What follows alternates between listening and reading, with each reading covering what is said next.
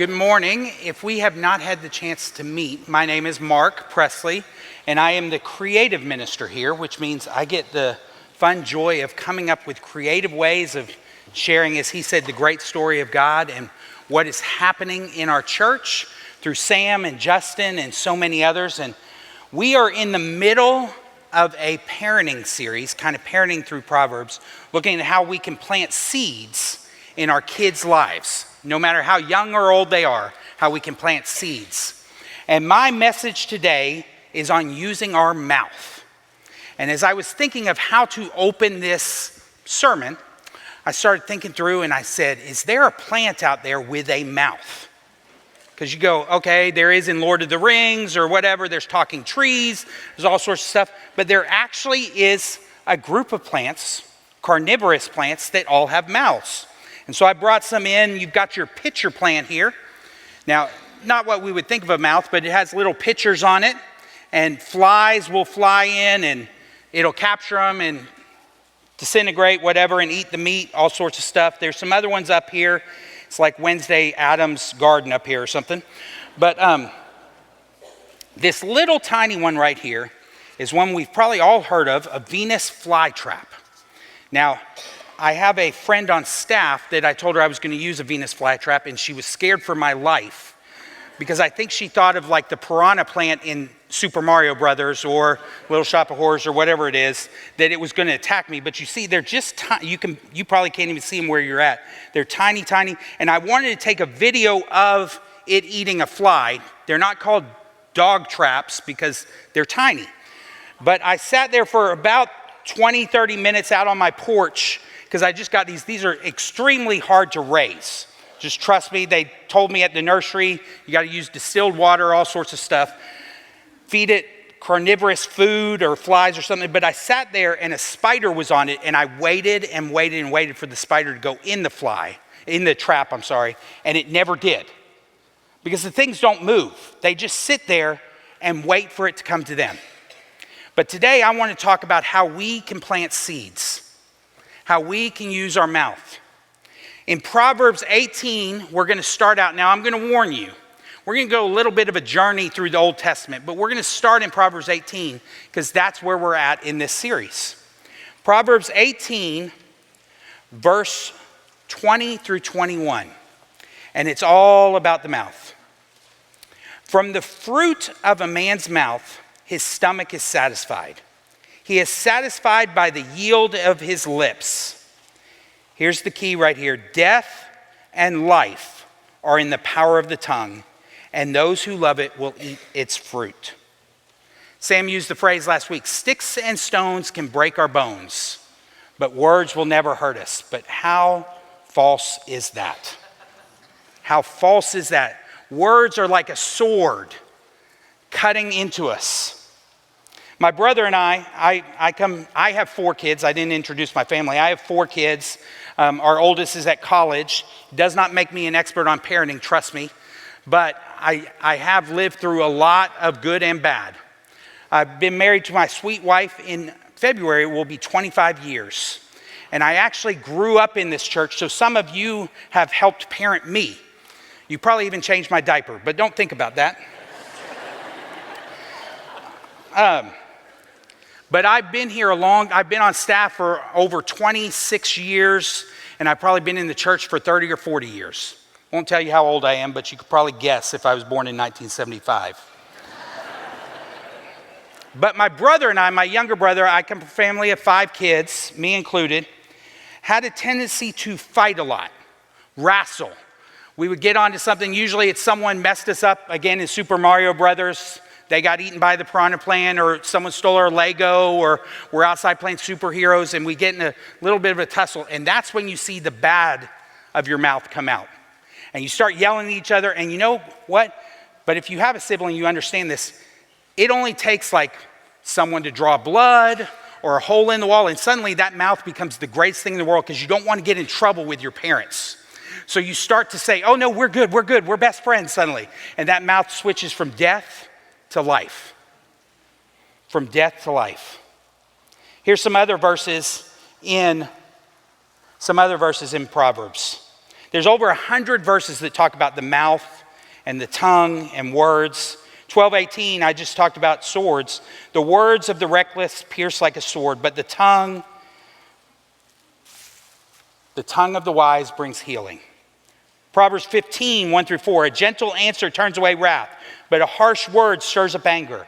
The tongue of the wise adorns knowledge, but the mouth of the fool gushes folly. The eyes of the Lord are everywhere, keeping watch on the wicked. The soothing tongue is a tree of life, but a perverse tongue crushes the spirit. I'm not telling you anything you haven't heard, because we've all had those words that sit with us, both good and bad. No matter how old we are, how young we are, we have those words that tear us down and build us up. Some like this, just picture where you were when you heard this. You can do it. I forgive you. I believe in you. You're not enough. Why can't you be like, I wish you were different? Or, probably might bring closer to home, it's cancer. Or on the good side, the scan is clear. One of my favorites makes me cry when I think about my dad. I'm proud of you. Or, I love you. Words are like that double-edged sword. They can hurt us, they can bring us life, or they can bring us death. It's a lot like a hammer. So my brother and I, we did a lot. And a hammer, we did a lot in the backyard. Building all sorts of stuff. I used to take my kids to Home Depot and Lowe's, and we'd have those little build-the-house things that they do at Lowe's. But a hammer can be used for so much good. It can build whole communities, build your house, build you up. It can also destroy. So my brother and I wanted a zip line in the backyard. And we're both creative. So I said, hey, there's a garden hose out back. So we got the garden hose. Now keep in mind, a garden hose stretches a lot more than a rope. There's kind of a rubber band effect to it. And we would get on the garden hose, and what we discovered, if we tied one end to a tree and the other end to a tree, the hook on the hammer, now don't tell your kids this, would be the perfect thing to slide down. I don't know if I saw it in like a Fall Guy episode or Teenage Mutant Ninja Turtles, but if you hook it on and you slide, the problem is, that's the good. When you get to the bottom of the zip line, you have to let go. And I said there's a rubber band effect. So you let go of the hammer and it flies straight up in the air about 10, 15 feet, and you just basically duck and cover and hope it doesn't hit you. Because words have the power of life and death. Now, before I go any further, it's that death part that gets us. It's the part that destroys our families, destroys us when we hear them. When I was doing stats, there's all these stats about how words affect us and everything, but the one that stood out to me, 41% of kids these days, 2 out of 5, experience harmful verbal abuse by adults around them. Could be parents, could be coaches, could be kids. That means many of you in here experience that too. Or you've led to that. You've been the one who's done that. And maybe before we go any farther, you don't need a parenting idea. You need to go home and apologize to someone. You need to stop where you're at and send a text. It says, I'm sorry for what I said before we got to church this morning or this past week. Maybe it's a coworker or a boss. Maybe they overheard you saying something. Maybe you just need to stop before you go any further and apologize. Death and life in Proverbs 18 are in the power of the tongue, and those who love it will eat its fruits. In other words, that end part, we will bear the fruit of what we speak. Matthew 12, Jesus says, for out of the abundance of the heart, the mouth speaks. Just because Justin is in here, I'll use Charles Spurgeon. He said, be careful with your words. Once they are said, they can only be forgiven, not forgotten. Solomon is telling his son, as Sam said and Justin said and others, he's sitting here giving him advice. And he's telling him, you need to use your mouth for good.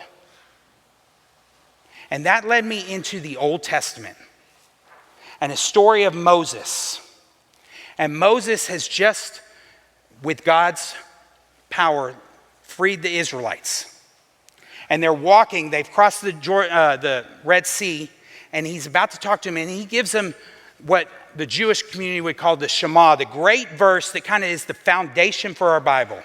In Deuteronomy 6:4-7, "Hear, O Israel, the Lord our God, the Lord is one.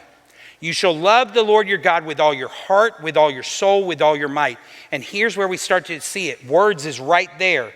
"And these words that I command you today shall be on your heart. You shall teach them diligently to your children. You shall talk of them when you sit in your house, when you walk by your way, when you lie down, when you rise." Basically, when you do life together, we use our words, we tell stories, we share. And that's what we're going to focus on from here on out, because the stories you tell today shape the faith they live tomorrow. And they could be your kids, your coworkers, your friends, your neighbors. The stories you tell today shape the faith they live tomorrow. So Moses is sitting there and he says, here's the thing. You need to share what God is doing in your life. It's the most important thing you can do. You need to share what God has done for you, in you, and through you. But what happens if we don't?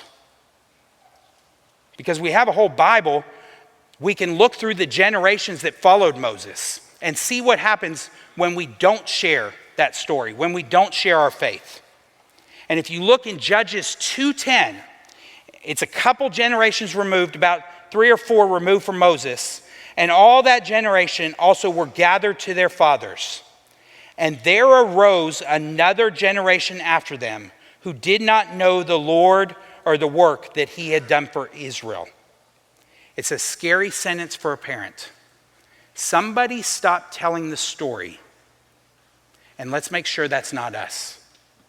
Let's make sure we use our words. Let's make sure we change the people around us, change the generation around us.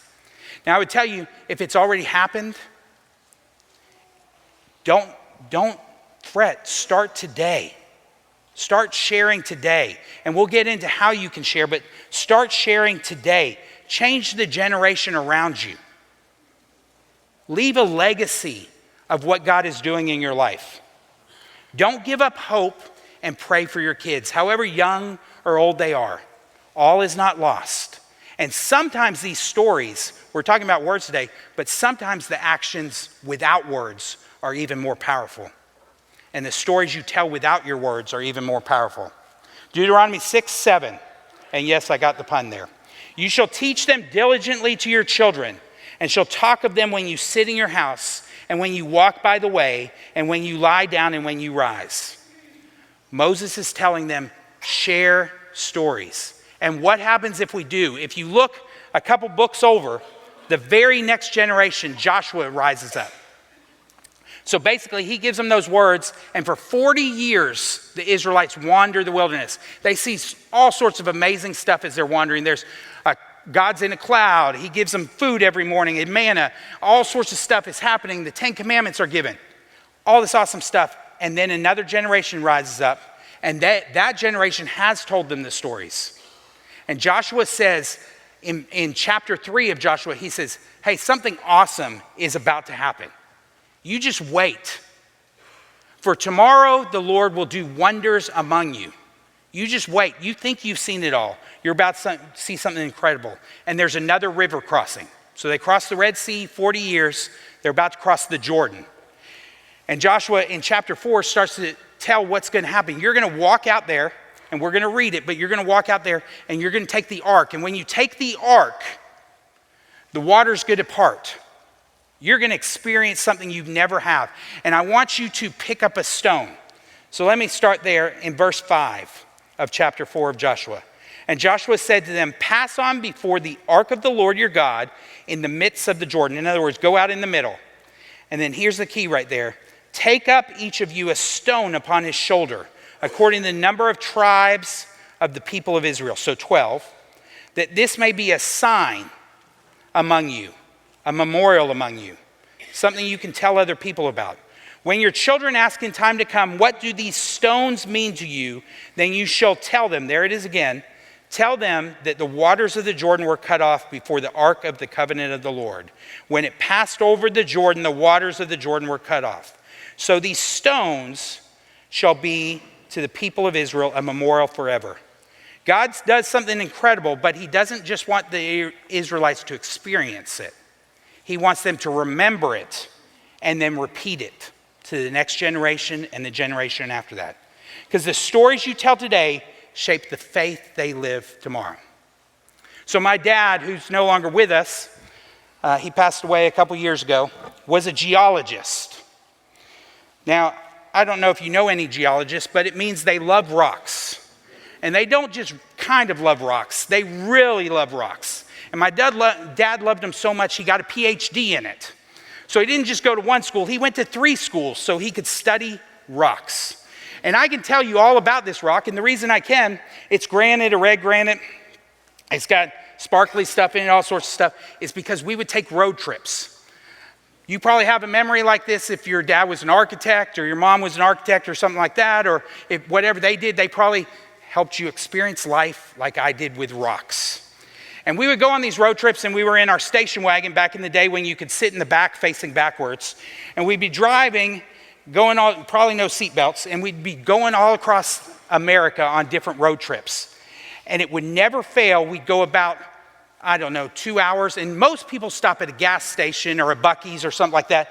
No, we would stop at a road cut, which means where they cut through the middle of a hill so you could stop and look at the stones. Now, it wasn't a designated spot. We would quickly pull off the side of the highway, and we did this, and he would get out and start telling us all about the striation and different parts of the rocks, and my life was filled with rocks.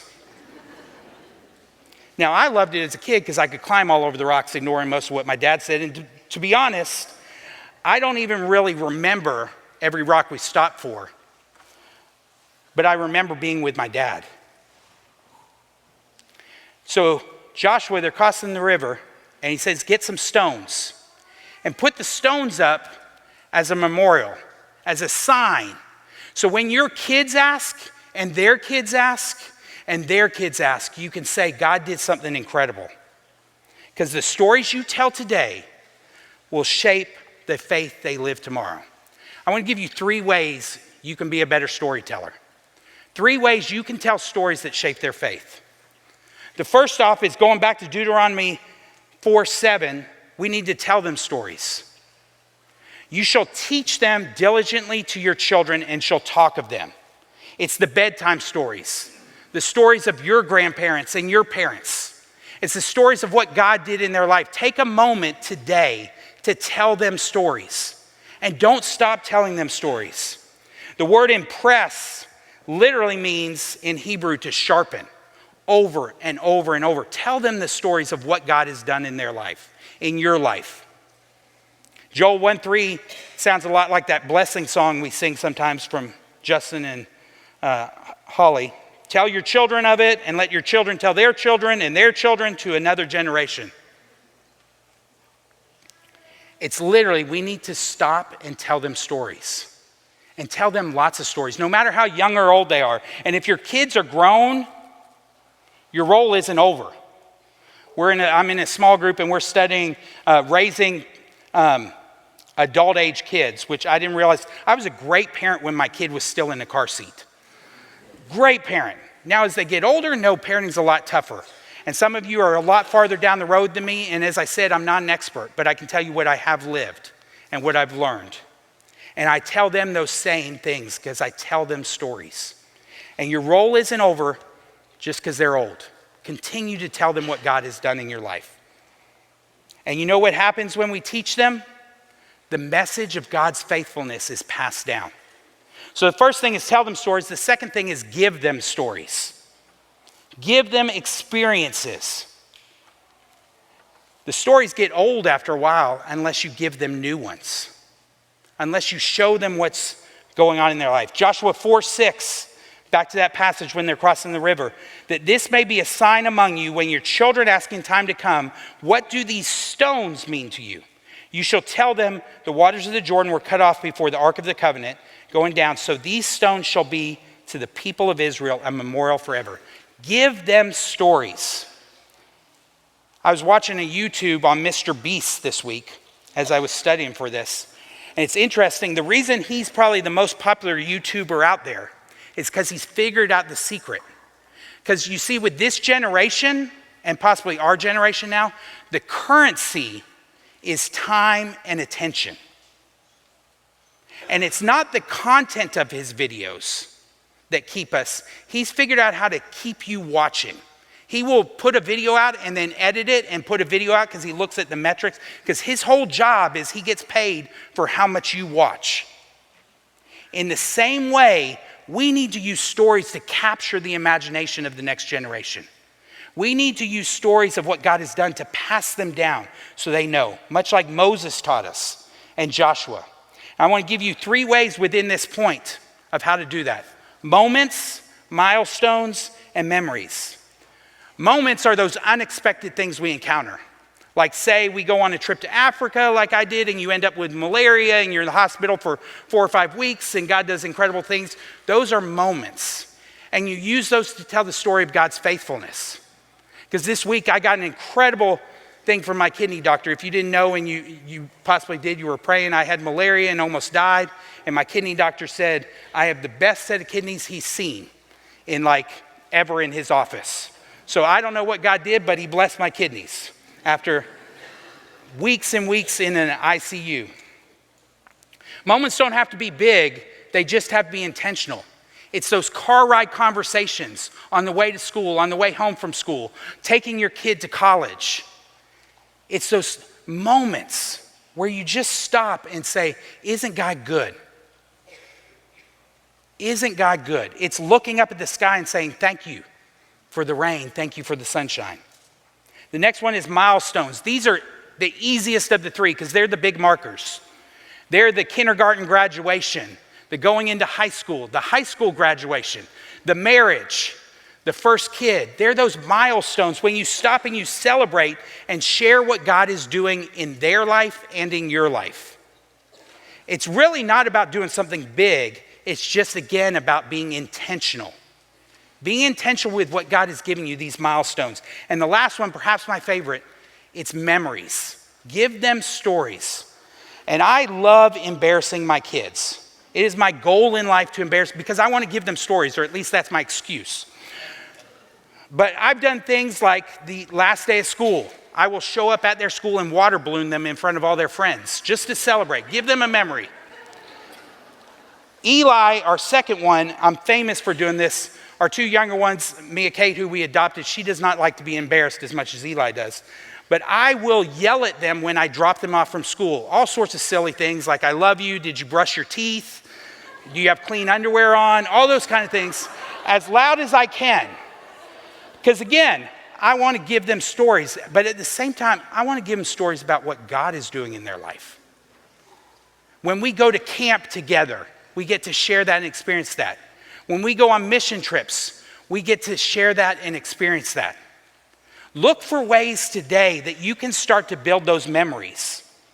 That when they are out of your house, when you've launched them out, you have those that can be passed from generation to generation to generation.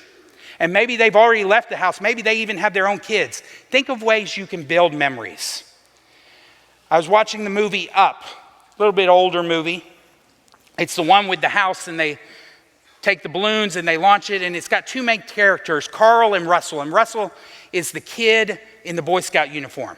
And they're walking through the woods towards the end of the movie, and they're discussing Russell's dad.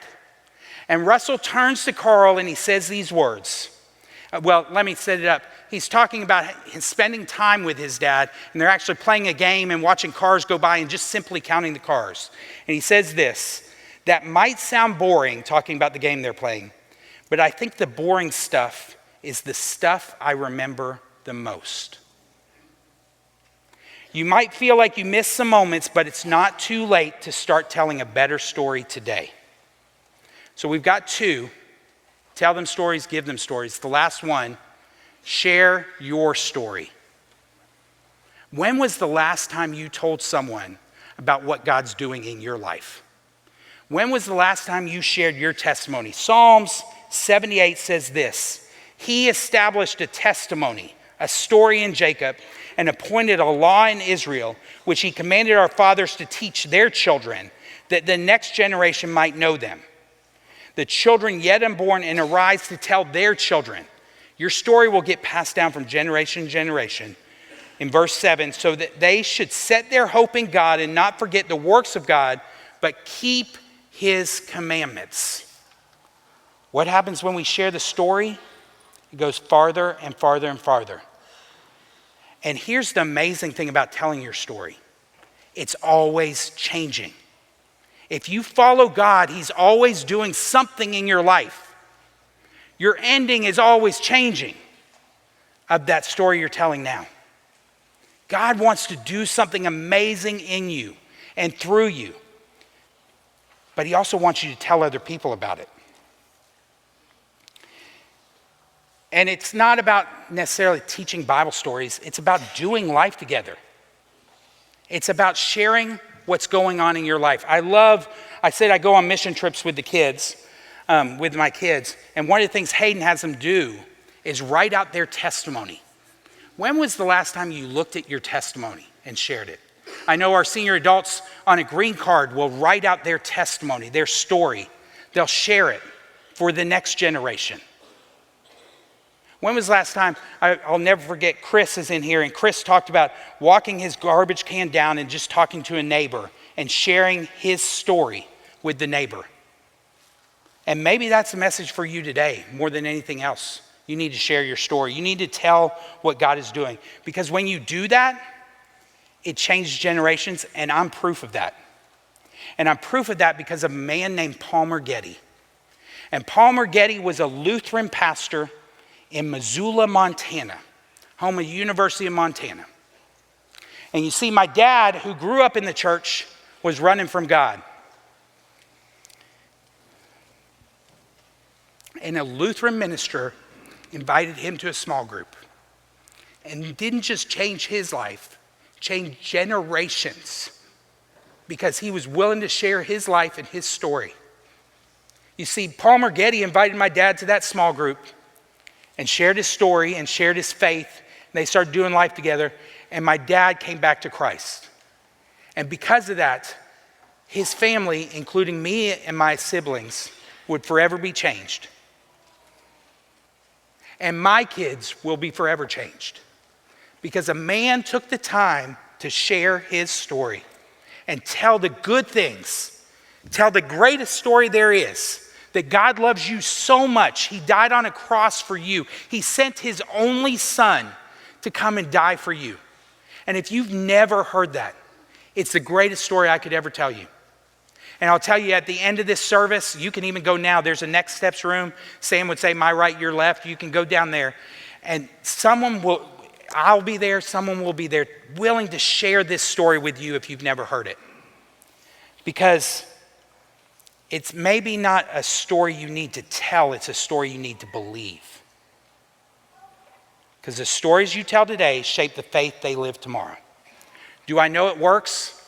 That's my life, but let's look to the Bible. 2 Timothy chapter 3, verse 14. Paul is writing to Timothy and he says this: But as for you, continue in what you have learned and firmly believe, knowing from whom you learned it. His mother, Lois, and his grandmother, Eunice, sat him down and told him the stories of the Bible. Told him what God had done in their life and what God could do in his. They shared it over and over, and Timothy would be one of our great leaders in church history. And it says in verse 15, and how from childhood you have been acquainted with the sacred writings, which are able to make you wise for salvation through faith in Christ Jesus. The stories you tell today, they shape the faith they live tomorrow. That Venus flytrap just sits there. It doesn't do a lot. It just sits there waiting for something to happen. I think a lot of times we get stagnant and we just sit there waiting and waiting. And I'm telling you today to go share your faith, share your story, tell someone. It can start in your home, but it doesn't have to stay there. It can go to where you work, where you play, where you worship.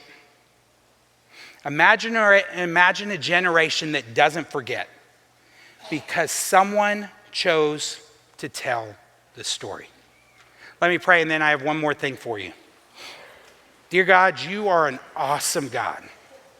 We just thank you for what you're doing and the hundreds of stories you're building and writing in this room right now.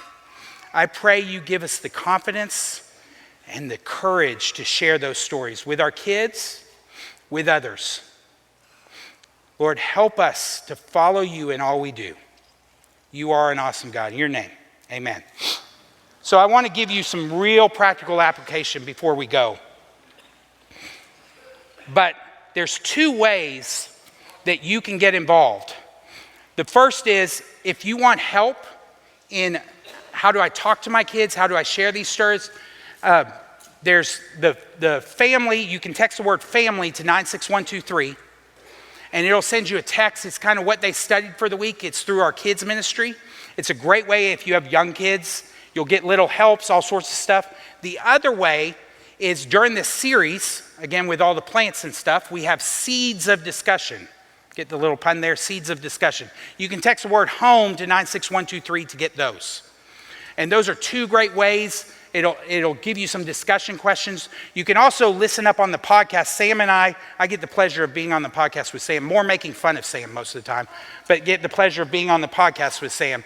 And we have Hayden and Molly are also doing some parenting tips on that. We've kind of split that up. You can go to the podcast, search for Q&A, a deeper dive with Sam, and you'll get those.